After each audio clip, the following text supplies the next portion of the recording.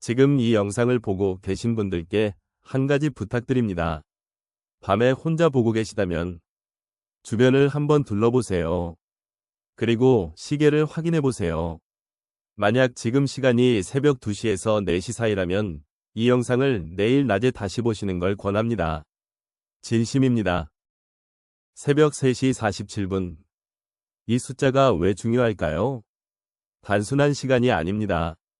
위약계에서는 이 시간대를 조용히 죽음의 시간대라고 부릅니다. 통계적으로 가장 많은 사람이 숨을 거두는 시간이거든요. 하지만 오늘 이야기할 것은 단순한 위약 통계가 아닙니다. 서양에서는 이 시간을 데빌 아워, 악마의 시간이라고 부릅니다. 예수가 죽은 시간이 오후 3시인데 새벽 3시는 그것을 조롱하는 시간이라는 거죠. 동양에서는 음기가 가장 강해지는 시간, 귀신이 가장 활발하게 움직이는 시간이라고 합니다. 과연 미신일까요? 오늘 들려드릴 이야기들을 듣고 나면 생각이 달라지실 수도 있습니다. 먼저 팩트부터 말씀드릴게요. 실제로 병원 통계를 보면 새벽 2시에서 7시 사이 사망률이 가장 높습니다. 특히 새벽 5시에서 6시 사이가 피크예요. 심장마비, 뇌졸중 같은 심혈관계 질환이 이 시간에 집중됩니다. 의학적으로는 체온이 가장 낮아지고 혈압이 급격히 변하는 시간이라서 그렇다고 해요. 하지만 병원에서 실제로 야간 근무를 해본 분들은 알 거예요. 의학으로 설명되지 않는 일들이 있다는 걸. 지금부터 들려드릴 이야기는 실제 병원 근무자들에게서 수집한 경험담입니다. 첫 번째 이야기 시작합니다. 서울의 한 대학병원에서 간호사로 근무하던 김모 씨의 이야기입니다. 3년차 간호사였던 그녀는 어느 날 중환자실 야간 근무를 서게 됩니다. 그날따라 유독 환자 상태가 좋지 않았어요. 특히 302호 환자, 80대 남성 환자였는데 의식이 거의 없는 상태였죠. 새벽 3시쯤이었어요. 갑자기 302호 호출 버튼이 울렸습니다. 이상했어요. 그 환자는 손가락 하나 움직이기 힘든 상태였거든요. 김 씨가 병실로 들어갔을 때 환자는 여전히 의식이 없었습니다. 그런데 호출 버튼은 분명히 눌려 있었어요. 그녀가 버튼을 제자리에 놓고 나오려는 순간 환자가 눈을 떴습니다. 그리고 또렷한 목소리로 말했어요. 저기, 저 사람 누구야? 김 씨가 뒤를 돌아봤습니다. 아무도 없었어요. 다시 환자를 보니 환자는 김 씨의 뒤를 뚫어지게 쳐다보고 있었습니다. 그리고 10분 후 그 환자는 숨을 거뒀습니다. 정확히 새벽 3시 47분이었어요. 김 씨는 그 후로도 야간 근무를 계속했습니다. 하지만 새벽 3시가 되면 절대로 환자 병실에 혼자 들어가지 않는다고 해요. 환자들이 죽기 직전에 보는 것. 과연 환각일까요? 두 번째 이야기입니다. 이번에는 병원이 아닙니다. 서울 신림동의 한 고시원에서 있었던 일이에요. 혼자 사는 분들이라면 이 이야기가 더 무서우실 수도 있습니다. 2019년 고시 준비를 하던 이모 씨는 월세가 저렴한 고시원에 살고 있었습니다. 좁은 방, 얇은 벽, 옆방 사람이 뒤척이는 소리도 다 들릴 정도였죠. 어느 날부터 이상한 일이 시작됐어요. 매일 새벽 3시쯤 문을 두드리는 소리가 들리기 시작한 거예요. 똑, 똑, 똑. 3번. 항상 3번이었어요.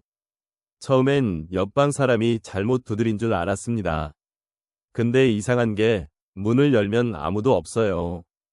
복도도 텅 비어 있었죠. 관리인에게 물어봤더니 얼굴이 하얘지더래요. 그리고 한마디 했습니다. 그 방, 원래 비어있던 방이에요. 이 씨가 나중에 알게 된 사실입니다. 그 방에는 3개월 전에 한 남성이 살았어요. 고시에 계속 실패하고 결국 스스로 목숨을 끊었다고 합니다. 발견된 시간? 새벽 3시경이었대요. 이 씨는 그 다음 주에 방을 뺐습니다. 근데 이사 가는 날 밤 마지막으로 그 노크 소리를 들었대요. 이번엔 3번이 아니었어요. 계속 멈추지 않았답니다. 마지막 이야기는 조금 다릅니다. 어린아이에 관한 이야기예요. 아이들은 어른이 보지 못하는 걸 본다고 하죠. 그게 사실인지 이 이야기를 들으면 판단해 보세요. 경기도에 사는 박모 씨 가족의 이야기입니다. 4살짜리 아들이 있었어요. 어느 날부터 아이가 매일 새벽 3시에 정확히 깨기 시작했습니다. 울지는 않았어요. 그냥 벽을 보고 있었죠. 엄마가 물었어요. 왜 안 자? 아이가 대답했어요. 할머니가 자꾸 깨워. 박 씨의 시어머니는 2년 전에 돌아가셨습니다. 이 집에서요. 아이에게 더 물었죠. 할머니가 뭐래? 아이가 웃으면서 말했어요. 같이 가자고. 근데 엄마가 안 보내줘서 혼자 갔대. 박 씨가 시어머니 기일을 확인해 봤어요. 사망 시간이 기록되어 있었습니다. 새벽 3시 47분. 아이가 깨는 시간과 정확히 일치했어요. 더 무서운 건 박 씨네 아이는 할머니를 본 적이 없어요. 태어나기 전에 돌아가셨거든요. 그런데 아이가 그린 그림 속 할머니는 시어머니 영정사진과 똑같았습니다.